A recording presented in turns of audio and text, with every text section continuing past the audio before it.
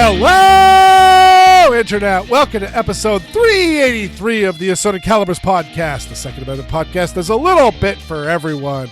I'm Weer'd, and tonight I'm, of course, joined by, you know her, she is indeed the greatest hostess in the entire universe, Erin Paulette. How you doing, Erin? If I'm the greatest hostess in the universe, I need to renegotiate my contract so I get paid more. Okay, done and done. Dump truck of money pulls up to Erin's house. Ooh, I like that. Yeah! Unfortunately, it's Zimbabwe dollars. Condolences. So, Florida is in a very interesting weather state. Yes, I know we're going to talk about weather again. I'm sure you're bored of it, but we are simultaneously under a frost warning and a fire watch. And that's going to be confusing to those of you who have wet winters, because it gets cold and you get snow and things usually don't burn when they're buried by snow. But here in Florida, even when it gets down to freezing, there's very, very, very little ice and snow. Definitely where I am, because I'm in the middle of Florida. I'm like 2 hours east of Orlando. And so we don't really have winter like y'all have winter. We just have a dry season and things get cold. And so when things get really dry, stuff can catch fire really quickly. And so that's how we end up having a fire watch and a burn ban in February. There's also something interesting going on, whereby it's cold, like it's in the mid-50s during the day, but the sunshine is coming out and it's warming me. And so it actually feels like it's in the 70s. And there's no meteorological word for it like wind chill or heat index, but the physics term is mean radiant temperature, which basically means that when you hear that the temperature is 55 degrees, that's the temperature of the air around you, and it doesn't take into account the fact that your body is absorbing energy from the sun.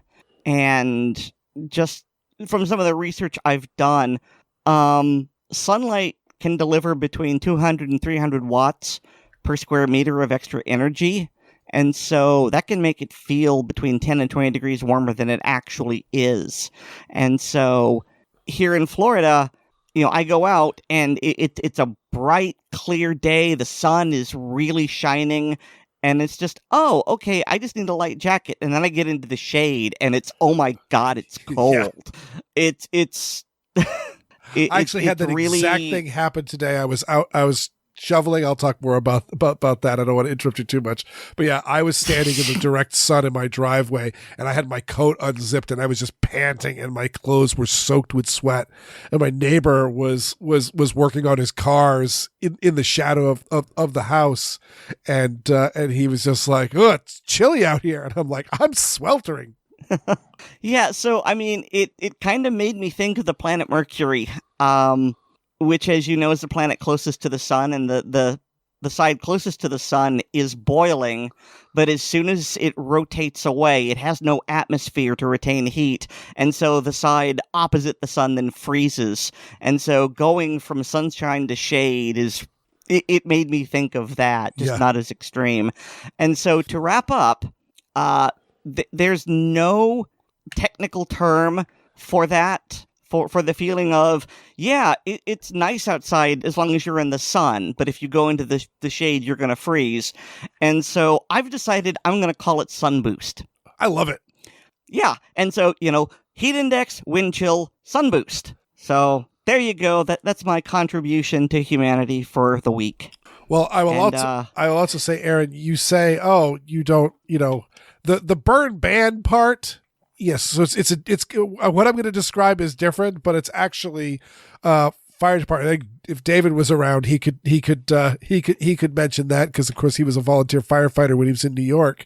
But fire departments are actually busier during the winter months, and that's mostly because the houses are all buttoned up and their heat sources are blasting, and so it's much easier to get a fire, at least a house fire, during the winter months than it is during the summer months. Plus Christmas trees. Oh yeah, Christmas trees. That is another. That's a big one. Yeah, so we got what we've been joking about, though. I've been seeing newspapers and news reports calling it too the blizzard of 26. And yeah, well, I mean, I'm on the North Shore of Boston, so it's we didn't get it too bad, but like evidently the Cape and Islands got nailed, and like southern New England, so Connecticut and Rhode Island really got hit hard, and I think New York got it pretty bad too. I think someone posted, I couldn't find where it was, but I think someone said Tony Simon in Jersey posted a picture just of like huge snowbanks. So that's a rough row to hoe in New Jersey. Yeah, you posted a picture, and see, we are recording on Tuesday because he was tired on Monday from shoveling out his driveway, and the picture, it looked like he had about 2 feet of snow. Is that about right, Weer'd? Tony or me? You posted a picture. You were shoveling out the driveway. Yes. I mean, it was we got about, it wasn't even, I think 2 feet. I think it was at most 10 inches. The issue was it was extremely high winds, and so in some places it was 3 or 4 inches, and in other places it was 4 feet. So yikes. Yeah, and so that was literally I was shoveling, and I'm like, oh, this is going really, really well, and then I hit one of the spots where it had drifted up, and I slowed down, and then I hit a spot where my neighbor had been nice enough. He's got a snowblower, had done the berm that's created by the plow when it comes by. He was hitting that as the plow was going by, throwing it. But that's snow that's mixed with salt, so it's melting, and so it was refreezing, and so there was huge chunks. So you had to break it up with a shovel first before you could even move it. And I got about 3 feet into that, and it was about 3 feet tall, and I got about 3 feet into that, and I just looked at my watch. It was 9:30, and well, I came down and looked at that and just went, Aaron, I don't think we're doing it. And I shoveled for like another half hour, 45 minutes, and just went, I just need to go to bed. So yeah, I went to bed, and I tackled it in the morning fresh. Again, You should get a flamethrower. That is. See, look, I know that you want one. I mean, I do. Are they illegal in Massachusetts? They are not illegal in Massachusetts. Then what is stopping you, my dude? See, my wife has. I tell people that when I brought my first gun, my 1911 home from the gun shop, and showed my wife, she had not quite come around yet to the gun thing, and so she was very uncomfortable and not very happy about it. And she says, "You're not going to get any more, are you?" Yes. Cue the laughter. You mean the fact that I have just a safe for my Mosinagans? But yeah, and so but yeah, I suspect my wife is very, very cool and very accepting to the various madness that I buy for the firearms that I enjoy. But that one may be a little bit different, especially I think she'd be fine with me owning a flamethrower. The moment I start touching it off in the yard, I think she may beg to differ. But it would work out well. The big problem is that actually my my sister-in-law, she's down in Florida right now, and she drove down from Vermont, and she parks in our driveway, and we give her a ride into the airport and back. And so there's now 3 cars in my driveway. So to thread that needle with napalm seems a little touchy. I don't think it's napalm. The ones I would get would be. Oh, okay. You say I want a flamethrower. Yeah, no, I don't want the goofy little Elon Musk weed burner crap. No, I definitely didn't mean that. I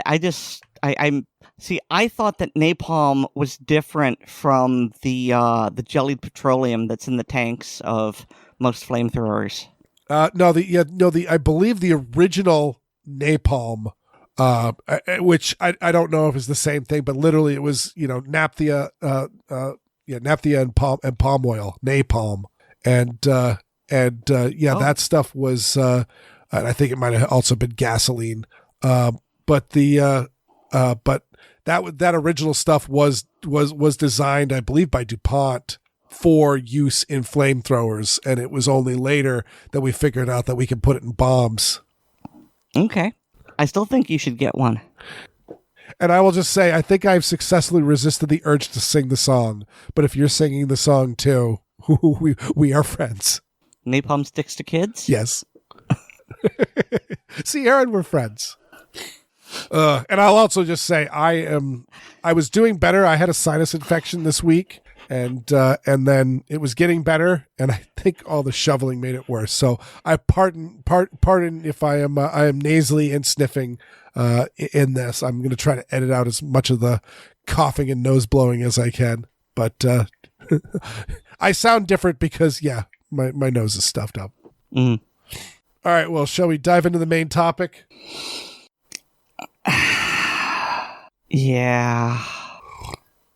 Yeah, we talked about this just before the show started, but so this event, many of you have heard there was a shooting at an ice arena in Rhode Island.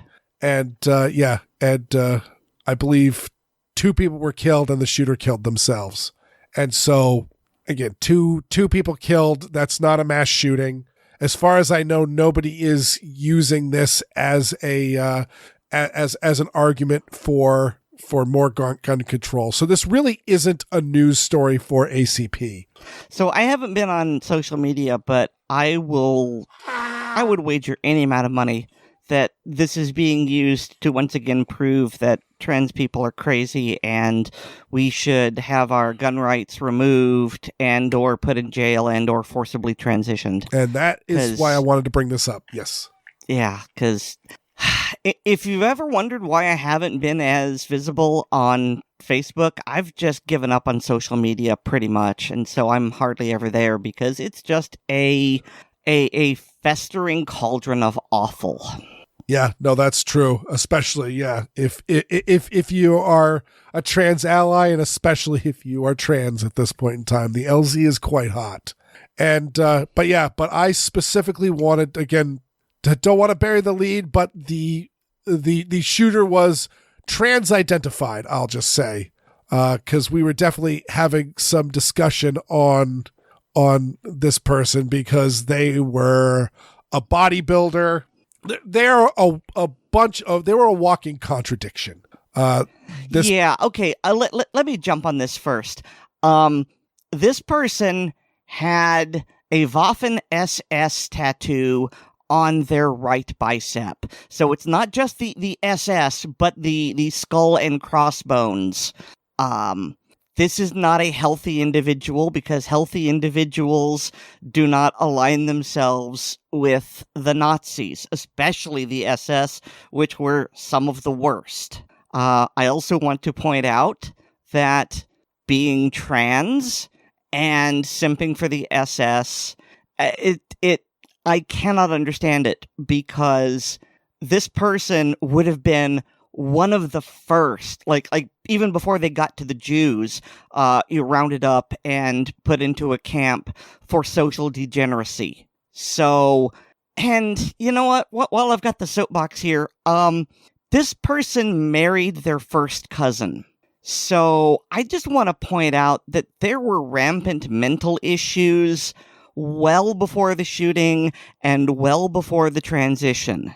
So they were crazy before they transitioned is really what I'm getting at here. It's not a diagnosis. It won't stand up in court, but I firmly believe that they were toys in the attic long before any of this happened. Yeah. And that's the big point that I am trying to make here is this person is, furthermore, again, also, I'll also note that I have known, specifically in my time in commercial fishing, I have rubbed elbows with a few people that had swastikas and the SS runes and things like that tattooed on them. And these people almost always would be wearing long sleeves and things like that. They keep that stuff covered up until they know that, oh yeah, this is, I think this is somebody that I could go through. I mean, there's a whole Wikipedia article on Klansman codes, and there were, kind of nonsense phrases that you could say to someone who you suspected may be a member of the Klan, and they could, and if they responded back, it was very similar to, the spy code words to, all right, how do you identify yourself to your contact? And so the fact that they were like, there's dozens upon dozens upon dozens of pictures, including got this article here, they've got a picture of they're at their son's graduation. I believe this is the son that they killed. And there they are proudly posing in front of their son with their diploma in his cap and gown with the Waffen SS tattoo clearly on the arm. It's one of those like, what is going on here? Yeah. The arm with the tattoo is the one facing the camera. Yep. Like this person enjoyed showing it off. Exactly. So it's one of those. And then furthermore, again, we don't name killers. That's not what we do. But I will say that they had their birth name, and the people that he killed had the same last birth name because, again, first cousins. But this person also had their female name, and their female name, they adopted a Hispanic last name, which I understand that, there are people from Spain who are considered white Europeans by most of the, bizarre racial standards that I don't really care about. But as a general rule, I don't see somebody this antisocial being that cool with Hispanics either. So this person was, completely out there nuts. And leading on to the next one that I just wanted to point to tie in even further is that they had 6 children with 6 different women, or 3 different women. And so there's a bunch of kids out there, and one of the older ones, who is 37 years old, is currently in prison for attempting to burn down a black church, and pretty much made it very, very open that that's exactly why they were burning it down. And so there's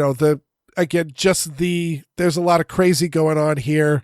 That's, really neither here nor there, but also it's stating that like this person was again on the on the police radar, because how would they not be able to notice that biological dad had a giant Nazi tattoo on their arm and was online with all these, racially hate-filled anti-Semitic rants.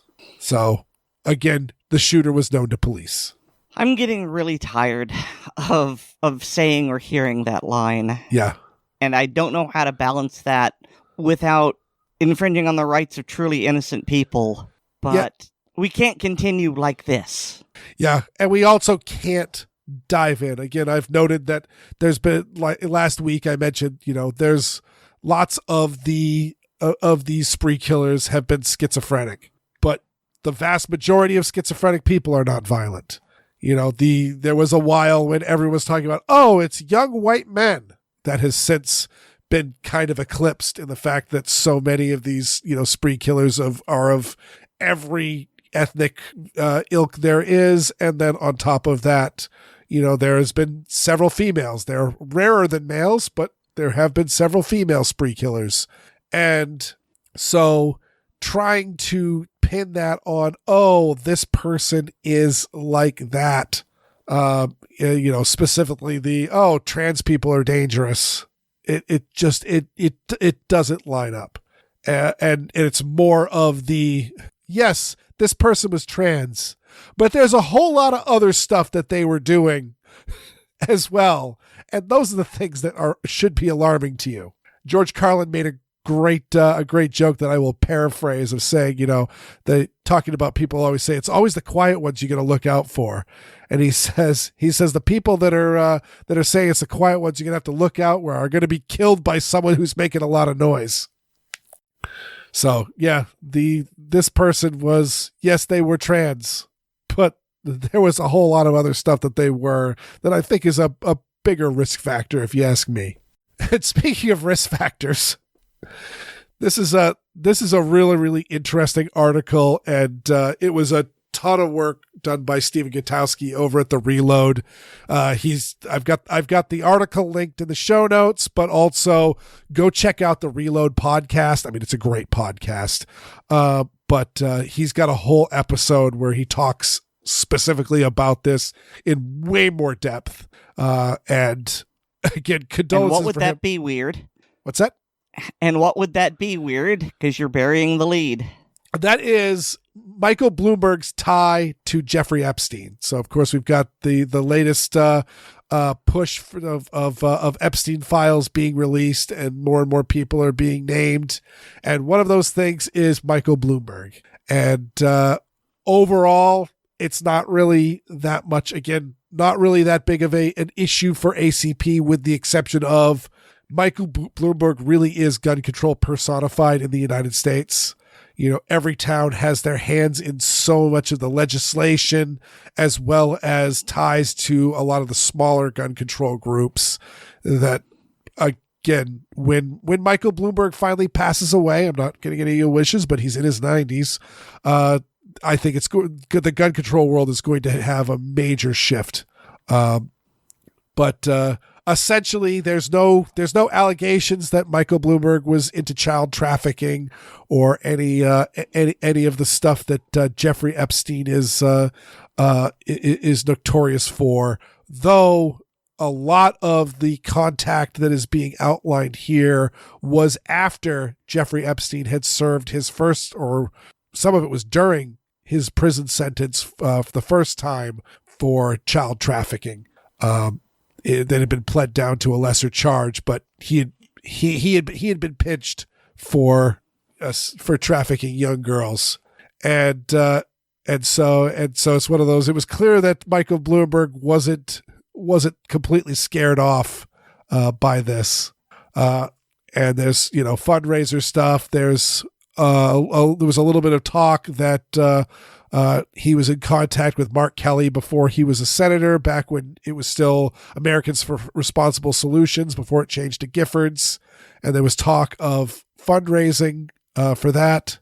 And the only other relevant thing that I've gotten out of this was that also that Jeffrey Epstein owned a bunch of guns and appeared to be, I don't know about an avid hunter, but certainly an involved hunter, in that he was definitely, he made many trips to specifically foreign nations to hunt exotic animals there. And there was talk on I'm a convicted felon now. Can I go to Africa and carry a rifle? I don't know. Did I hit everything in that, Aaron? I guess I just thought that a greater statement was going to be made here. It's like, okay, yeah, he had closer ties to Epstein, and Epstein had guns, and Bloomberg is gun prohibition, and okay, what does all that mean? Overall, I just think it's just several adjacent steps of relevance to the Second Amendment world is my overall takeaway from it. So it's not that Michael Bloomberg is once again a complete hypocrite, where he advocates, or at least tacitly permits, guns for other people, for the quote-unquote right people, but not for the common masses? Yeah, that, and he's also a man of very questionable morals, of which, so therefore, when suddenly he's concerned about your safety, you should definitely put a big question mark on that. Okay, so when Bloomberg says he's just trying to think of the children, this is garbage. I was wondering if you were going to go somewhere else with that because. Well, only because, as you said, nothing else has been substantiated, just that he knew Epstein, not that he has necessarily partaken. Yes, but certainly when it comes to thinking about the children, it certainly didn't bother him that much that this person that he had hung out in social circles with was suddenly nailed for trafficking underage girls. Mm-hmm. All right, this next story it's kind of a non-story in that, but really the spin put onto it, I just wanted to dive in, is the fact that, so the headline, convicted felon faces firearms charge after allegedly selling crack cocaine to undercover officer. This here is in Lynn, Massachusetts, Lynn, the city of sin. And a person was ended up selling crack cocaine to an undercover law enforcement officer and then was arrested. And they make a big deal that, he was found with a ghost gun. And but it was one of those, like, he was also found with a real gun. Well, I mean, they are real guns. So here's the thing. He had 2 ghost guns that were polymer 80 pistols, and then he had a Springfield Armory, which was stolen. So the lesson here is that felons are gonna felon. Yep, they're gonna get guns. However, I did a weird audio fisk ages ago. I can't even remember if it was for here or for Gun Blog Variety Cast, but talking about gun crime in England. And it's one of those, like, this week was, the shots are ringing out in a nightclub, and it's clearly full auto fire because, hey, guess what? If you can't just steal from your neighbors, you'll steal from the military. And of course, this harder to get away with, but yeah. Yeah. Well, in the a lot of the guns that are coming into the various crime things are coming through the Eastern European mafia. So okay. I thought you meant steal from the American military, which is possible. It is just a lot harder. It just we got the NFA in part because of the Dillinger gang and Bonnie and Clyde, and they stole all their machine guns from either the police or military. Mm. But yeah, and this guy has a laundry list of convictions. Let's see, drug and robbery case. And received a concurrent 10-year and 20-year sentence. I always hate the concurrent ones. It's one of those, like, all right, you've got 2 different punishments. That's like saying, okay, I'm going to buy, a hamburger and French fries, but I'm going to pay for it with the same $20 bill. Yeah, right. But those sentences were later suspended. Yep. Serving only 4 years in prison and then 4 years of probation, which clearly worked. Yep. And then, convicted of receiving stolen property, 69 months sentence, which was suspended with credit for time served. So, and then 60 months of probation, which I don't know. How many years is that? That is, he was 60 months. That's 5 years. Yeah. So only 4 years later, he was convicted of possessing drugs with intent to distribute, and then now fast forward to today that he's again selling drugs. But the problem is the fact that there's ghost guns, and we need more regulations. Close your sarcasm font, please. Yeah. All right. This one here is, I mean, it's a sad story, but I wanted to put it in as a cautionary tale. What was it? Was it last week? No, it was in December. Peter Greene, he was the villain in The Mask. He was Zed in Pulp Fiction. He was in a ton of stuff. He was really a great character actor. You'd know him when you'd see him. And he was found dead, but they didn't really specify what had happened and all that. And it turned out that he was he had accidentally shot himself in the armpit, and I'm going to say the first thing that popped into my head as someone who frequently carries with a shoulder holster, that very well may have been that very well may have been trying to holster a gun with a shoulder holster and something snagging the trigger while the gun is pointed at your brachial artery, which is, this similar idea to people talking about appendix carry. You've got to be very, very cautious when holstering appendix carry because that gun is pointed right at your femoral artery. And which is why I love guns with external safeties. Thank you very much. Yep. I mean, that's also why there's still a lot of people that are very, very keen on double action guns with exposed hammers, because there's definitely a training safety doctrine to put your thumb on top of on top of the down hammer while you're holstering, and the idea is if something snags onto that and starts pushing back, you will get a tactile feedback of, hey, this hammer is pushing back on my thumb. The gun is fighting me. I should stop. Mm-hmm. Very similar to the idea that people that tell you never use the forward assist on an AR-15 or any other rifle, because if the bullet doesn't want to go into the chamber, don't make it. But yeah, this is one of those things of this, just you've always got to be cautious while holstering, because that you're administratively handling the gun. When you administratively handle the gun, you are running a risk of it discharging, and you want to make sure that it is always pointed in a safe direction. And my condolences go out to the family, and of course just to Hollywood in general, because he really was an excellent actor, and it is a shame that this happened. So Weer'd. Yes. Are you saying that Zed is dead, baby? I think he'd like that. I think he would like that. That was a wild role. All right. I was so happy to hear this next story, not only because of the story, but also there's really kind of been a downer news segment. I like to try to have some good news mixed in with the bad news. And this one is awesome.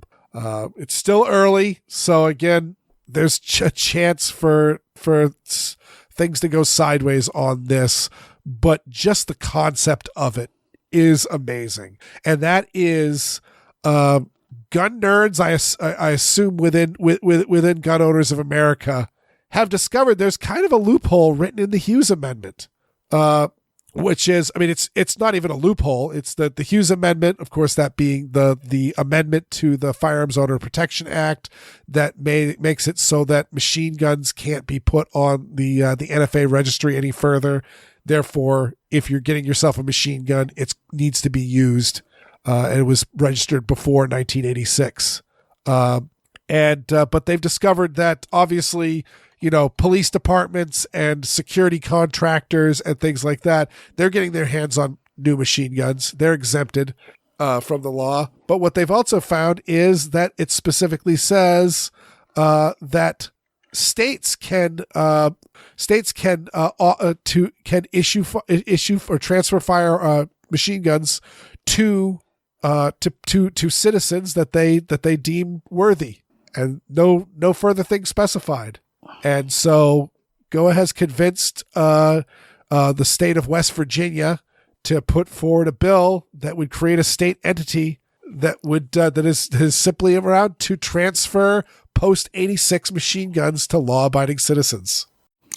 I mean, and I know this phrase is normally used sarcastically, and I mean it sincerely. It's a bold strategy, Cotton. Let's see if it pays off. I would very much like that it does, but this is just so audacious. I am worried that someone high up in the federal government is going to go, nope.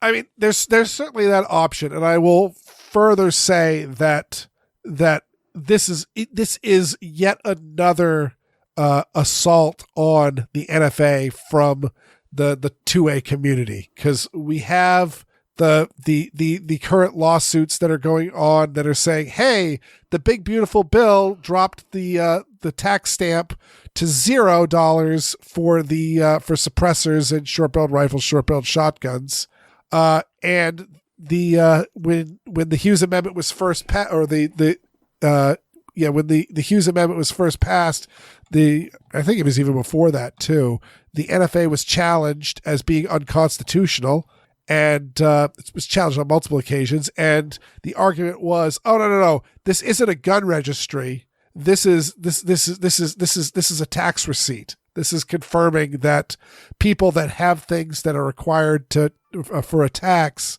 have properly paid it, and it's in good order. And that's how they were getting around the Second Amendment thing. Is it's not a Second Amendment law, it's tax law. Well, if the tax is zero, who cares if they paid it or not? And so that's one attack. Of course, we've got the simply of it is an anti-Second Amendment law. It doesn't make any sense on why you can't have firearms in common use, in regular use, et cetera, et cetera. And now we've got this. And I'm going to say, I can see the legislatures in New Hampshire going, hey, we can get onto this too. Mm-hmm.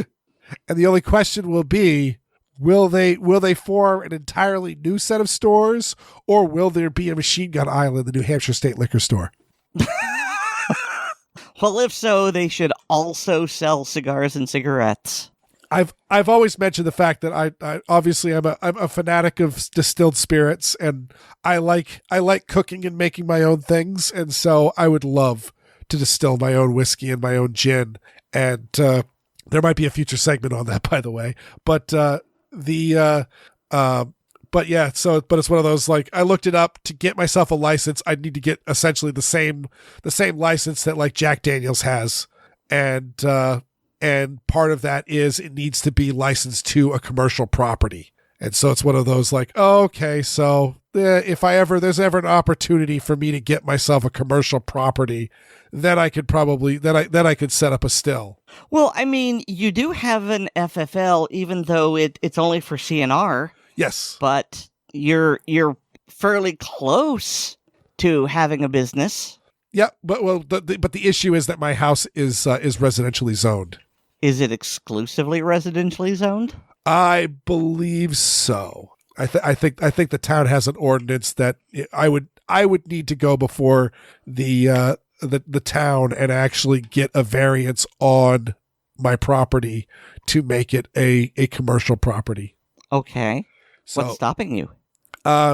It just would be easier for me to rent out a building that I could. Oh, have. Hey, a storage shed. Yeah. Yeah. I mean, there's one thing I think about. Well, actually, the joke that I've actually made was, because obviously the idea is if I was suddenly to have a commercial property, obviously I'd get my distiller's license, but also I would get myself, like an 01 or an 07 FFL, maybe with the SOT, because why not? And all that. And then at that point in time, even though I have been nicotine free for over a decade now, I would put a humidor in there, because how could you not sell alcohol and firearms and not sell tobacco? Mm-hmm. And but yeah, the one that I saw was near our place in New Hampshire. There was a day spa that had clearly gone out of business, and the property was up for rent. And yeah, I sent Ryan a chat of Handgun Radio, a picture of it, and I'm like, here's the future home of Weer'd's alcohol, tobacco, and firearms. Because New Hampshire would be better, because unfortunately there's extra restrictions in Massachusetts. You're not only inspected by the ATF, but then on top of that inspected by the state police. Someday, Aaron, someday.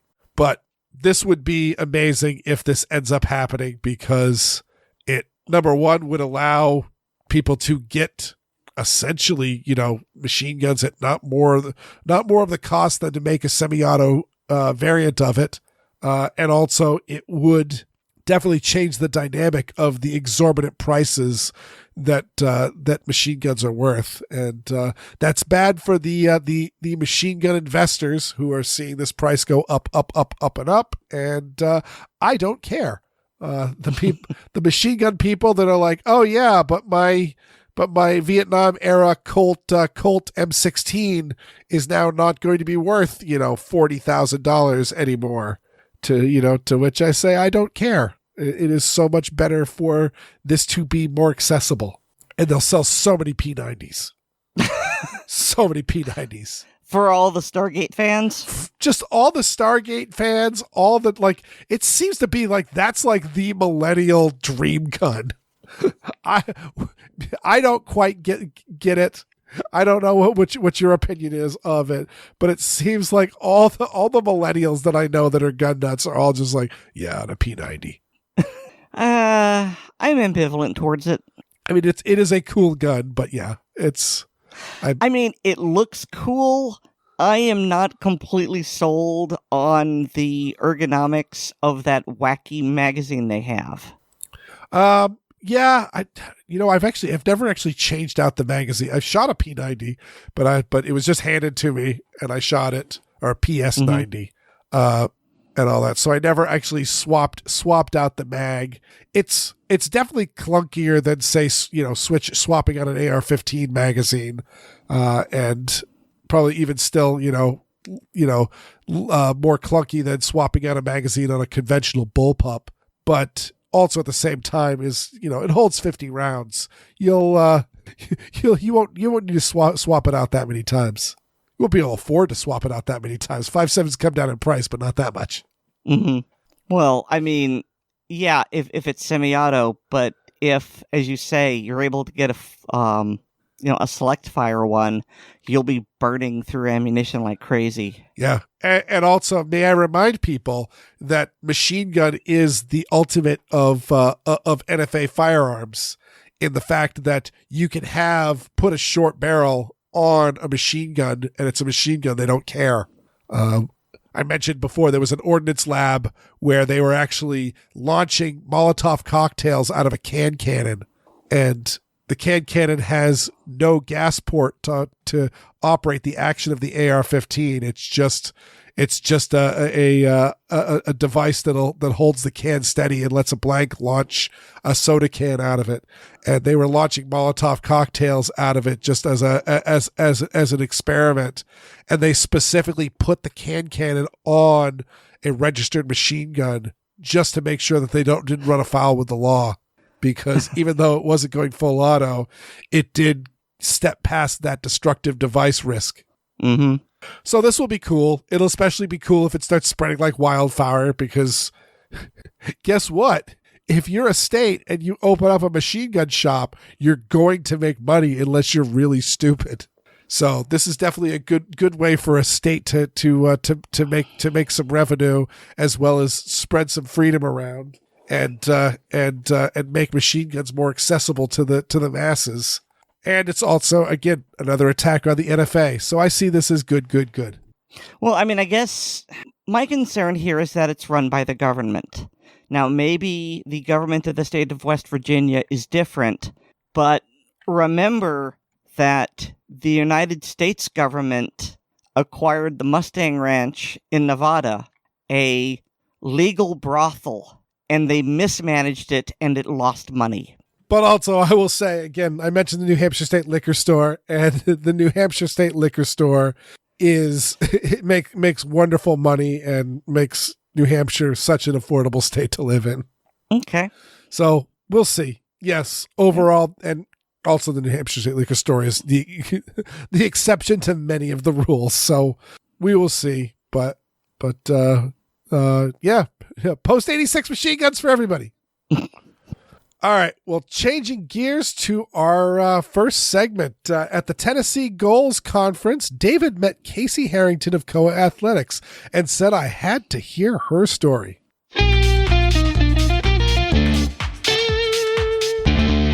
I am pleased to welcome to the Assorted Calibers podcast, Casey Harrington of GOA Athletics. How you doing, Casey? I'm good. How are you? I'm great. So David contributed to the show. David met you at the what was the trade show called? Now it was Goals. Yeah, in Tennessee. Yeah, the Goals trade show. I always forget that because our Second Amendment activist group here in Massachusetts is Goal, and so they kind of, is it that? Am I misremembering? But yeah, so met you guys there. Thought that was great. Actually, I was talking to him last night about, you sent his wife some of your products, and so far they're very happy. There'll be a review forthcoming on the show from his perspective. But I'll get out of the way and let you. What is GOA Athletics? So GOA Athletics is an American-made concealed carry athletic wear company, and is specifically designed for females and the female body. And the main product, the highlight product, star product, is concealed carry leggings. And I developed them because I did not like anything that was on the market. So I kind of took this into my own hands. Oh, I mean, that is great. I mean, that is an infinite thing that's going on in the world, especially as more and more women are taking self-defense into their thought, is that a lot of holsters were designed around men's fashion, but also women's fashion has just never been considerate towards really carrying anything. Women's pockets are ridiculous. So what got you started in this? So I like to note that I never grew up around guns, and so I like noting that because there's a lot of people who are hesitant around them. They're like, yeah, but so many influencers, their fathers were in firearms, and they grew up around firearms. Well, that wasn't me. I got into it because my husband deployed, and I didn't realize that I depended on him for the safety of our family. So that's what got me started. And then I always wear leggings, and I needed some way to carry in leggings, and quickly and thankfully realized that most of the products on the market were not safe, especially with kids. I just had a daughter. I was pregnant with baby number 2, and I wasn't okay with what was available. And so I decided to create my own. And also, I had gotten a couple of leggings online, and I tried them out, and they just weren't comfortable either on top of the safety aspect. So I wanted to make sure that these felt like workout leggings, but also comfortable enough and safe enough to carry a firearm. All right. Well, so tell us about these leggings. I have 2 types of fabrics because I also want to focus on non-toxic. One of them is organic cotton, especially for the non-toxic folks. That's usually what I wear. And then I have a nylon blend that is certified against harmful chemicals as well. So that's for the people who like the compression and sporty type material. So we do offer both. And then they're high-waisted because generally speaking, most women are more narrow on the waist. And I think this is what really distinguishes my leggings from other leggings, is that most others sit lower on the hip, and you're going to put a firearm on the widest part of your body. That's going to make you print more. Whereas if you bring it up a little bit, you have a little more space to conceal a firearm. And that's what makes it more comfortable too, because it's more of a squishy area. We're not on our hip bone or anything like that. So those are the 2 distinctive factors. And then I make it super simple. I put belt loops on them so that you can wear a proper gun belt, and you have to use a Kydex holster because that is the safest way to carry. And it's very secure. So you're not going to have to worry about your firearm falling out either, which is a problem with most leggings. So essentially the concealed carry aspect of it is it allows these to interact with a gun belt. Mm-hmm. So essentially if you have a carry set up, I assume this works for both inside the waistband and outside the waistband style carry. You can essentially just take what you would wear in your, scruffy tractor jeans and cargo pants and that sort of stuff, and shift it over into a more fashionable set of leggings. Yes, yeah, and they don't look like tactical leggings or concealed carry leggings. They look like regular go to the gym leggings. So it's not, how some people don't like the logos of Springfield or whatever, because you don't want to advertise that you're a gun person. And so this is very discreet. No, yeah, I'm looking at the pictures on your website right now, and yeah, it seems great. And also it looks like, if you are going into a non-permissive place or feel that you don't need to bring the gun along, you can just take the gun belt out and you just got a pair of leggings. Yes. Yeah. And I have friends who don't carry, but they wear my leggings because they're comfortable. So. And it looks like, again, so it's a gun belt. So, you could, I see a lot, it looks like you appendix carry because that's most of the pictures. Yes. And so, but if you're somebody that carries at, off the strong side hip or a cross draw or that sort of thing, it still works with that. Yes.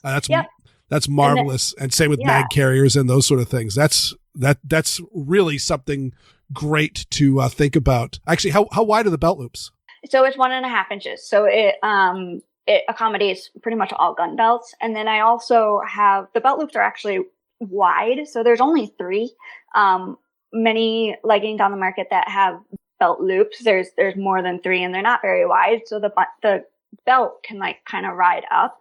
And what makes mine a little more special is on the back, it's a super wide belt loop, so that when you sit down, the belt doesn't ride up. And it's hopefully to discourage people from carrying on the spine. I was going to say exactly that. Yeah, if you fall or if you get attacked and you fall on your gun on your spine, then you have a huge risk of damaging your spine.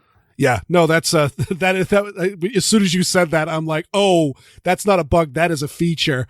Yeah, because I haven't seen that many small of the back holsters recently coming through. I think the industry's kind of learned its lesson, but I've been concealed carrying for 20 years now, and yeah, when I first started carrying, the number of holster sites that were offering small of the back holsters was concerning.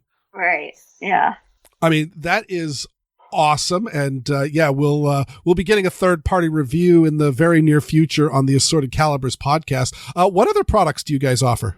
Right now, it's just I have fun graphic shirts of AR-15s saying, like, you know, I will not comply. You know, this gal will not comply. So I have 2 versions. One is this gal will not comply, and it's like with flowers and an AR-15. And then I have another one that's this mama bear will not comply, and it's an AR-15 with a forest on top of it and bears walking across the top of the firearm, which is really cool.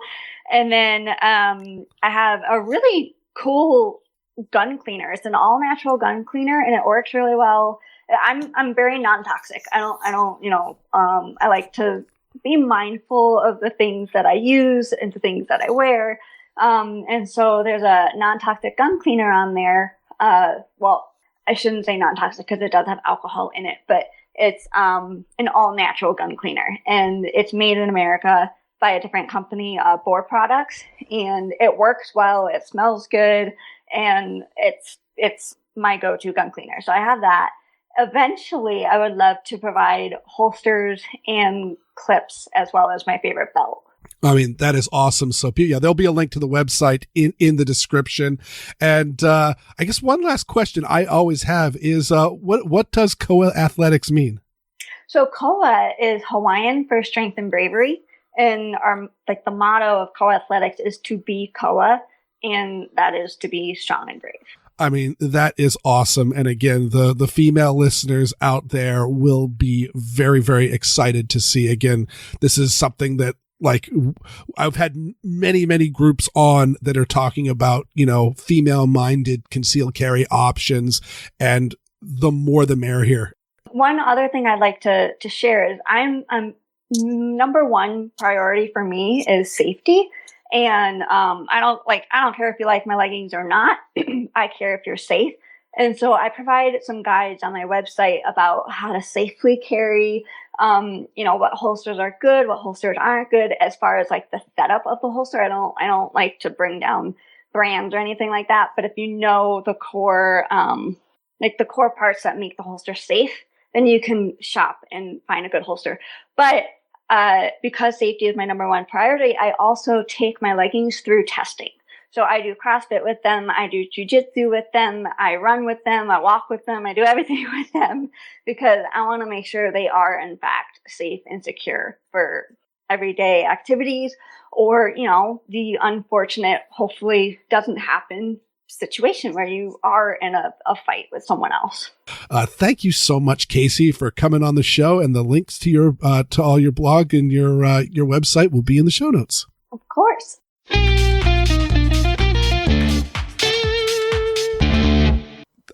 Making American-made textiles these days is a real challenge. So that is very, very impressive, and I know it's not easy for her to do that. And as I said before, women's clothing sucks for concealed carry, and so designing stuff that's specifically for female both bodies and fashion is awesome. Yes, that's a big problem that I have. And one thing I want to point out is that, okay, male torsos are very blocky. And so it's very easy to design carry solutions around a big old rectangle. But women's bodies, curve like an hourglass. It's really hard to design around that, but it's possible. But then there are so many other options, and so many ladies like to wear tight clothing that shows off their figure, but that's awfully hard to carry concealed. And that is why purse carry is popular. And it's not the best solution, but sometimes it's the only solution that works. And I would rather someone purse carry so long as they are consciously aware of the fact that, okay, I can't just set this down and leave it. I've got to always maintain positive control rather than not have a firearm at all. It really is, pick your poison. And so maybe at some point someone's going to come up with the wonderful universal solution and we're all going to kick ourselves. Why didn't we think of this sooner? But today is not that day. Yeah, my wife participated in a Woman on Target class, and I was friends with the instructor and made the introduction, and mentioned, I said, she had a gun on her the whole time. I'm like, really? I'm like, yeah. Did you notice that she never put her purse down? She just, you know what? I did notice that she never set it on the table or anything like that. Yep. that's what she does. Yeah, I would say it's actually probably as good as most methods of carry, so long as, again, it's a good purse, so it's got a cut resistant strap and those sort of things, so that, because that's the one drawback is, beside that can't be trained away, is you've got a purse on you and there's an entire, criminal market for purse snatching. And so the idea that someone's going to try to steal your carry gun without even knowing that it's your carry gun, it's the same idea as, don't go locking a gun in your car because, hey, guess what? People steal cars. They may not be trying to steal your gun, but once they steal your car, they'll figure out that they've also stolen your gun. Mm-hmm. So yeah, having a theft resistant purse is a very good choice. And then, yeah, things like wearing it crossbody instead of over a shoulder and not putting it down. Don't put it in the, in the child seat of the shopping cart while you're shopping. Don't, put it on the checkout counter when you're checking out. It's one of those, you wear it. It's just like my shoulder holster or a belt holster. It's on your body that day. Mm-hmm.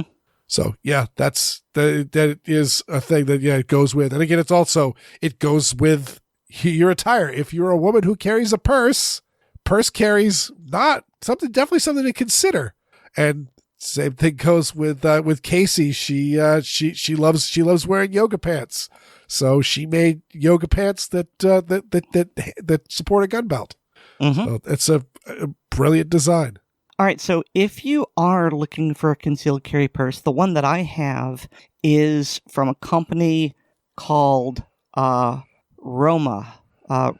Roma Leathers Inc. I've also seen it as Roma FC. And the one that I have, it's got a lot of pockets, which I love. And it's holster, whatever, the compartment that you put the gun in. It has a zipper on either side, so you can draw from the right or from the left. And the zipper is also lockable. Now, admittedly, it's not a very strong zipper, so I wouldn't consider it an anti-theft mechanism. More like if you've got, nosy people, it prevents them from unzipping it and, getting access to it. So, curious children or people who like to snoop. And they are... Well, I consider them rather expensive, but still affordable. They're under $100, and so just give them a look if that's what you're into. And of course, if you are into wearing leggings, then check out GOA Athletics.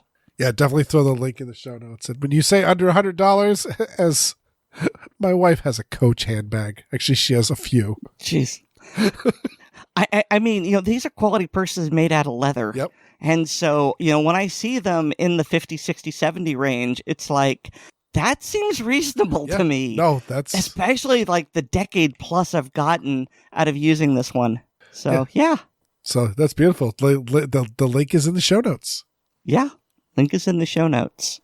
Revolving, revolver, revolvering, reloads.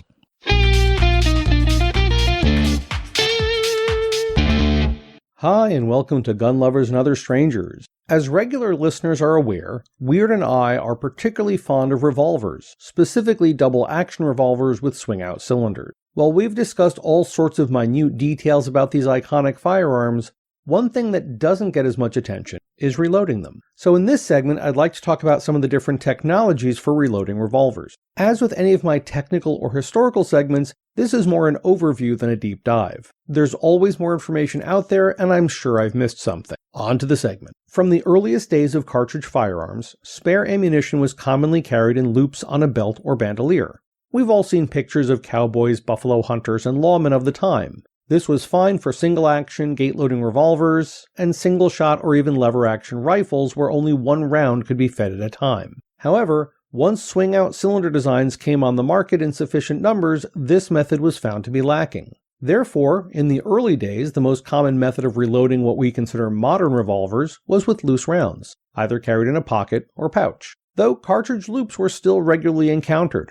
I remember seeing them on NYPD officers' duty belts into the 1970s. Starting sometime in the late 1940s, what became known as dump pouches or drop pouches were introduced. These were small leather cartridge holders that contained enough rounds for a single reload of a revolver. Rounds would be placed in them as if in a magazine or stripper clip, frequently from the top. When the bottom flap was opened, all the rounds would fall into the shooter's hand, ready to go. While faster than belt loops or loose rounds, the dump pouch still required each individual round to be fed into the revolver cylinder. This was less than optimal for a quick reload, and there were numerous reports of officers being killed or injured by criminals while reloading their duty revolvers with loose rounds. By the early 1970s, Bianchi introduced an improvement for the dump pouch that incorporated strips of rubber that held 6 rounds in a row.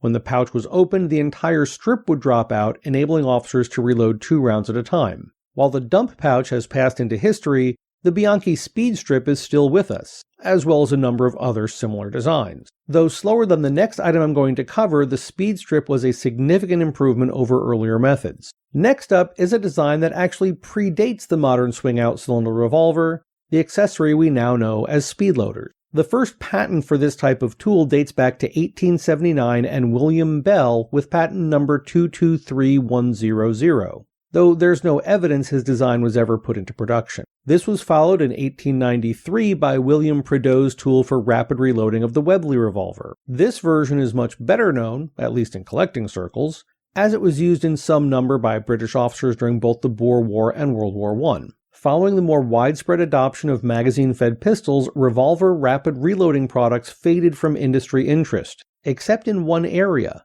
competition shooting. In 1959, John Hunt received patent number 2896353 for his resilient reloading clip for revolvers. This was a one-piece cylinder of soft neoprene rubber which held 6 cartridges. From what I've been able to find, production didn't begin until the early 1960s by Packmeyer Gunworks. While there have been many other Speedloader designs and patents over the past 2.5 centuries, at present time the 2 top contenders are HKS and Safariland. Their products are plastic and metal assemblies that release cartridges by twisting a knob or pressing a button. Both have been in continuous production since the late 1970s. Last but not least is Weer'd's favorite revolver rapid reloading tool, the Moon Clip. Invented by Smith & Wesson just prior to World War I, Moon Clips were initially used for the Colt and Smith & Wesson models 1917 45 ACP revolvers. The original design, called Half Moon Clips, came in 3-round capacity, 2 being used for each reload. There were also 2-round third Moon Clips made during the war.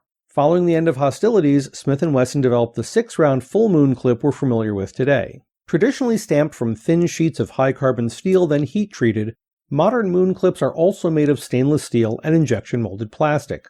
All these methods have their pros and cons, mostly dealing with expense and longevity in use. One thing to keep in mind about Moon Clips, they were originally considered disposable after a single use. Unloading and reloading them can cause the clip to bend or twist, making them less reliable. However, within their use space, moon clips are considered the fastest method of reloading a revolver. They fill a similar niche as the N-block clip of the M1 Garand. Whatever our preference, there's a rapid revolver reloading system to fit nearly any need. The most important step is finding the right one, and, of course, practicing with. Have fun and safe shooting. By the 70s, we were already into Speedloaders, and the Speedloaders worked with gravity, and gravity did not run at 45 degrees. That about wraps up this segment. If you have any questions for me or suggestions for future segments, or a comment on a past segment, please post them on the Assorted Calibers Podcast Facebook or MeWe pages, and Aaron or Weer'd will make sure I see them. I'm also a contributor on the Blue Collar Prepping blog, which can be found at bluecollarprepping.blogspot.com.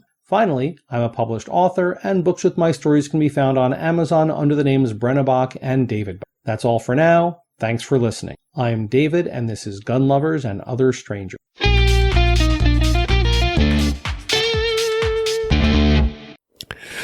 I know Aaron would never dare carry a revolver, but my preferred reload method for when I am carrying a revolver is the speed strips. I mean, I just prefer to carry a firearm that uses only like 100-year-old technology. No, that's true. And it's one of those, I rarely carry a revolver because it's one of those, like, what's to argue? I've got my Ruger LCR and I love it. It's like one of the best carry revolvers out there as far as I'm concerned. It's so small, it's so light, and it's super duper manageable, and they come in darn near every caliber you can think of. But it only holds 5 rounds. And I have a SIG P365 that is actually smaller than it, a little bit heavier, but smaller than it, and it holds 10+1. That's a tough one to argue with. I really don't have anything else to add. Revolvers are interesting mechanically. I guess I see them as like an old restored vintage car. Yeah, that's neat. Would I drive it on the road? No. Would I spend a lot of money to have one? No. Because if I buy it, I want to use it. And if I use it, I want it to do what I want it to do. Now, that said, I do have some revolvers. I've got a single action Ruger Bearcat in 22. That's the first gun that I used to teach people. And I've got a big 357 Magnum that my father didn't really give it to me. I acquired it when he died. And it's a beautiful looking gun, but it's too big for me and I can't use it. So for me, it's just, they're pretty to look at, but I guess I just don't really get the fascination for them. Yeah. So. It's just, for me, it's just, they've always been fun to shoot. They are fascinating, but you're correct. There's a reason why you don't ever see cops carrying revolvers anymore. There's very, very limited instances. The one thing that I've heard for a modern instance is if you are a police officer or an armed security guard or someone who may find themselves fighting with somebody, and you're worried about you may get knocked the fight may go to the ground. A revolver in an ankle holster is a really good idea because you can, the ankle holster, just bring your knee up and it's right there. And then on top of that, you can stuff it into their ribs or stomach and just start pulling the trigger and it won't jam, unlike a semi-auto. But that's really the most practical one. Even the argument of I've got the Ruger Alaskan in 454 Casull. It's designed for, hikers and backpackers and fishermen who are going to be out in areas like Alaska where there are large animals that like to eat people. And it shoots very, very large cartridges that will stop said animals. But even then, you can get yourself a 10 millimeter that holds like a gazillion rounds. Will a 10 millimeter stop a polar bear in its tracks like a 454 Casull? No. Will 15 10 millimeters stop a polar bear in its tracks like a 454 Casull? Probably. So, yeah, they're definitely, as they say, obsolescent technology, but they are a lot of fun, and there's a lot of interesting history behind them. And of course, Aaron Paulette is taunting me in chat with the cutscene of Revolver Ocelot from one of the Metal Gear Solids. I believe that's Metal Gear Solid 3. Okay. I think. I'm not sure. I only played the ones on the regular Nintendo. Oh yeah, this is the remastered version. Okay. Yeah. But yeah, I think Revolver Ocelot frequently would say that he was better off with a single action army than a pistol. But also at the same time, I think anybody who's been in military service knows that pistols are great, but that's not what we're going into battle with. But Aaron, do you know who's really great? And the proper call-in response is for me to go, our listeners. Our listeners! Thanks so much to each and every one of our listeners, and a very special thanks to our supporters on Patreon. To become a Patreon patron, go to patreon.com/AssortedCaliberspodcast and get to sign up. Patrons get an early release of the podcast, plus there's bonus content. We got the ACP blooper reels, we got the ACP film tracks, and we've got the ACP mag dump. Also, please remember to rate us on Apple Podcasts and Pocket Casts, subscribe to us on the platform of your choice, and share the show with your friends, both online and off. I've got a blog. It's weerdworld.com. That's weerdworld.com. And hear me weekly on Handgun Radio on the Firearms Radio Network. And you can get more from me at linktree/Aaron Paulette. That's linktree.ee/Aaron Paulette, all one word. And thanks to Nate Spencer for our music. He loves revolvers. And I prefer pistols that were made in the last 100 years. Our pistol choice is assorted, as well as our technological preference, and so is our podcast. Good night, everyone. Good night.